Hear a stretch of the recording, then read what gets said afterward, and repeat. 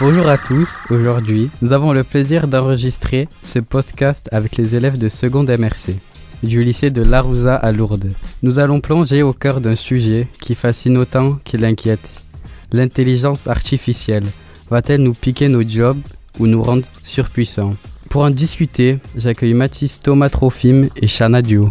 Bonjour, je suis ravi d'être ici pour partager les analyses économiques actuelles sur l'IA générative. Bonjour, de mon côté, nous verrons comment ces outils s'intègrent concrètement dans le quotidien des entreprises. Mathis, on en parle partout, mais est-ce vraiment une révolution comme l'imprimerie et Internet?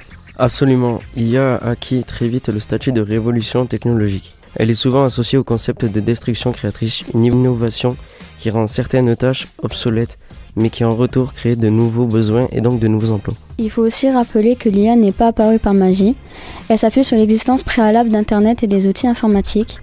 Ce qui change aujourd'hui avec l'IA générative, comme ChatGPT, c'est sa capacité à créer du contenu, texte, image, code ou même musique. Là, on ne l'entendait pas forcément. C'est là que ça fait peur. Shana, est-ce que le job apocalypse est pour demain? Les données nous invitent à la nuance. Aux États-Unis, par exemple, en 2025, seuls 4,5% des licenciements étaient officiellement liés à l'IA.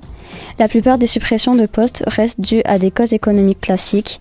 L'IA transforme le travail plus qu'elle ne le renverse brutalement. C'est vrai, les scénarios mondiaux prévoient même un solde positif.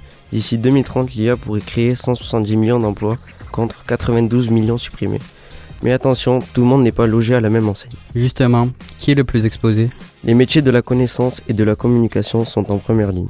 Les interprètes, les rédacteurs techniques, les assistants administratifs ou les analystes de données voient beaucoup de leurs tâches automatisables. A l'inverse, les métiers demandant une présence physique ou de la dextérité manuelle sont très peu exposés. Je pense aux aides-soignants, aux plombiers, aux électriciens et aux coiffeurs.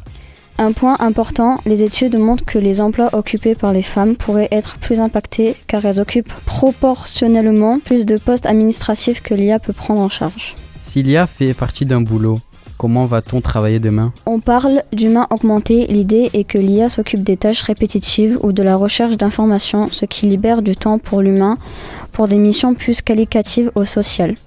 Par exemple, un conseiller France Travail pourrait passer moins de temps sur l'administratif et plus de temps à accompagner les personnes. Mais cela demande de s'adapter. On estime que 40% des compétences actuelles devront évoluer. Les soft skills deviennent primordiales.